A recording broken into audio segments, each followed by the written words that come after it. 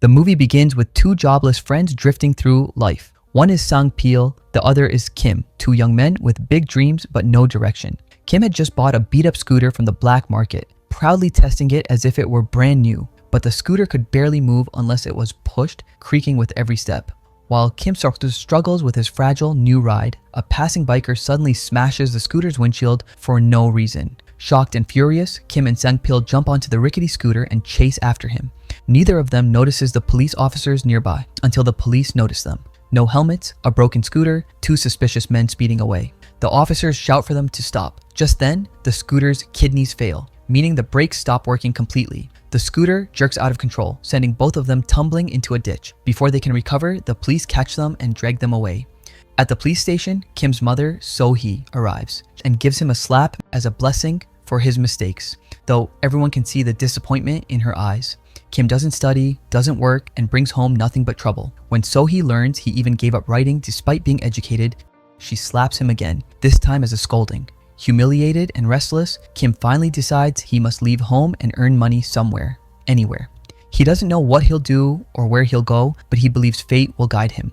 With that, he leaves without telling his mother and ends up in an unfamiliar city. At the bus station, Kim spots a girl named Lolly. He stares for barely a second before she abruptly kicks him to the ground. That was Kim's welcome to this new city in Tino.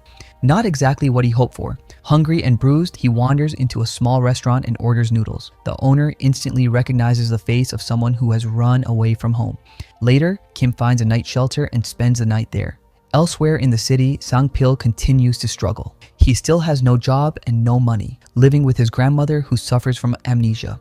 Some days, she doesn't even remember him. The next day, Kim returns to the same restaurant and notices a hiring sign.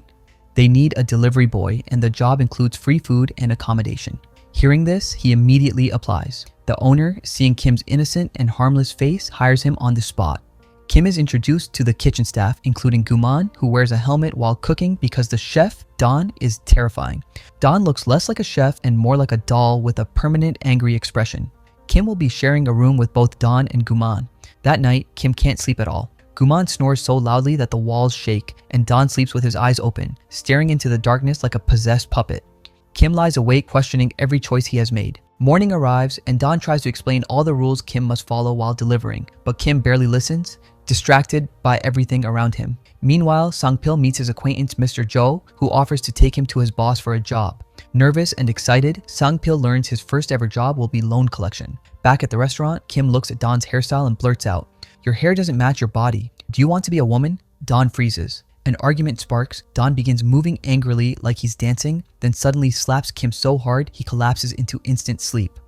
Don calls it an accident, but no one believes him. Across the city, Lolly settles into a room she shares with two unfamiliar girls. She has no family, no one to rely on, just her determination to survive. Later, she orders noodles and Kim is sent to deliver them. The moment he sees her, anger flares. He still remembers her kick at the bus station. Determined to take revenge, he tries to confront her, forgetting he doesn't know how to fight.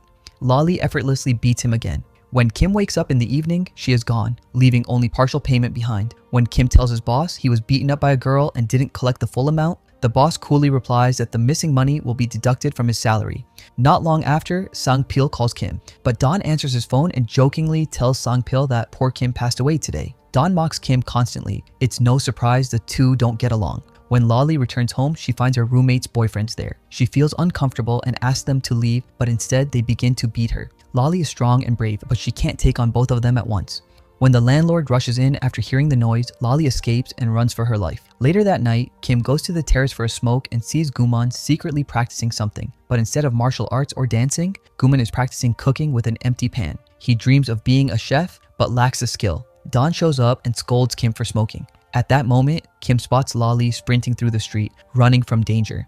Without thinking, he starts chasing her. Not to help her, but to demand the missing money. But then he sees two men dragging Lolly toward a car, forcing her inside. Something inside Kim shifts. He can't watch this happen. He runs toward them, trying to help her even though he knows he's outmatched. Up on the terrace, Don silently watches everything unfold.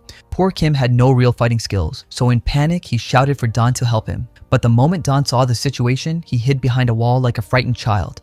Instead, it was Guman who came running. His bravery was admirable, though his swing was completely off target. Still, his presence created enough noise that nearby residents peeked from their windows and the two attackers hurried away. Once the danger passed, Kim handed Lolly his shoes and said softly, "Please return them quickly. I only have one pair, and last time you paid less, please return that too." Even injured, he never forgot the missing money. When Kim returned to the restaurant, he angrily called Don a coward for refusing to help despite being the biggest, strongest person among them. Don, embarrassed, pretended not to care. After that day, Kim threw himself completely into his work. He moved with purpose, delivering food, cleaning tables, learning new routes. For the first time, he felt proud of something. Meanwhile, Sangpil was also starting to earn a decent amount of money in his new loan collection job.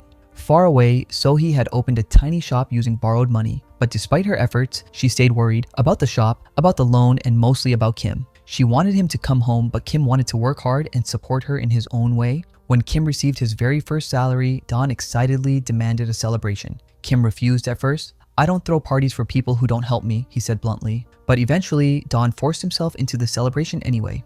Even the owner gently told Kim, "Go see your mother once. She must be so worried." But Kim immediately said no. Later, in Don's own unique style, he reminded Kim that elders' words should be respected. And so, the next day, Kim went home, but his mother wasn't there. Instead, he found Sangpil, and the two talked about their new jobs. Sangpil mentioned that Kim's mother had opened a shop. Hearing this, Kim went straight to her. He stood in front of her shop, not stepping too close, and said, "I got a job as a delivery boy. My boss is nice. Don't worry about me. I only came to tell you this." His mother's eyes filled with hurt. His departure still stung, but Kim didn't notice, or maybe he didn't want to. He simply handed her his first salary and walked away. "I don't want you running this strange shop," he muttered before leaving. Meanwhile, Sangpil was out collecting money with Mr. Joe. Joe told him, "Do it alone today. How long will you keep relying on me?" He even coached him, "Look a little dangerous, people should fear you." But when Sangpil approached the borrower, he asked for the loan so gently that it sounded like he was the one pleading for help. The man took advantage of his kindness and beat him badly, forcing Joe to rush him to the hospital. When Sangpil asked why he was attacked, Joe sighed, "You were too polite. That was your mistake." Around the same time, Lolly joined the restaurant as a new employee. She had nowhere else to go, so the owner offered her his late daughter's room. Don suggested that they celebrate her arrival, and soon everyone was enjoying a small party. Everyone except Kim, who still found Don's behavior irritating. After leaving the club, Kim ran into the same man who had harassed Lolly earlier. Without thinking, he confronted him. Don tried to stop him, but the man turned his insults toward Don, calling him a harmless doll. Don didn't slap him this time, but he still managed to chase him off. Later that night, Sangpil called Kim. He had heard about Kim's fight and said, "Why don't you find something that suits you? Quit this extortion job." His words planted doubt in Sangpil's heart. The next day, determined to prove himself, Sangpil returned to the same borrower, but this time he chose violence. He struck the man only to realize mid-swing that this wasn't who he wanted to become. He stopped and walked away, shaken. Back at the restaurant, the men who harassed Lolly barged in again. They vandalized the place, destroying everything, even the owner's daughter's room. They scattered the girl's bones across the floor, mocking the owner's grief. When Don walked in and saw the bones lying broken on the ground, something snapped inside him. His true nature came roaring back. He unleashed a terrifying fury, beating the intruders mercilessly and throwing them out like ragdolls. The truth finally surfaced. Don had not always been a chef. He used to be a powerful gangster boss, feared by many. But he once walked into this restaurant and found the owner preparing to hang himself after losing his daughter. Don saved him, and from that day on, he stayed by the owner's side, abandoning his violent life. Meanwhile, Sangpil confronted his boss and said, "I can't make money this way." But his boss dismissed his fear, saying, "You're new, you'll learn." The next day, Don's old gang members gathered outside the restaurant. Seeing them, Kim could barely breathe. One of them, a man named Yoon, stepped forward and said, "Sir, this job doesn't suit you. How long will you stay here? The gang needs you." And for the first time, Don wavered. His old life, or the peaceful, simple life he had built. He began to think. Kim and Lolly stayed behind to look after the restaurant, so Don quietly decided it was time for him to leave. Even though Don always teased Kim, everyone had grown attached to him. His sudden departure left the whole restaurant feeling empty. Kim especially felt the loss. He complained about Don all the time, but deep inside, he never wanted him to go. Meanwhile, Sangpil noticed a notice pasted on Sohee's small shop. It announced that the building would soon be demolished. Alarmed, he immediately called Kim and told him everything. The news shook Kim completely. The next morning, he rushed to see his mother. "So much is happening. Why didn't you tell me?" he asked, his voice trembling. Desperate, Kim called Don. "Some people are going to demolish my mom's shop. Can you come here quickly?" But Don refused. He was already fighting a dangerous gang from his past. "I'm busy right now," he said coldly, even though his heart hesitated for a moment.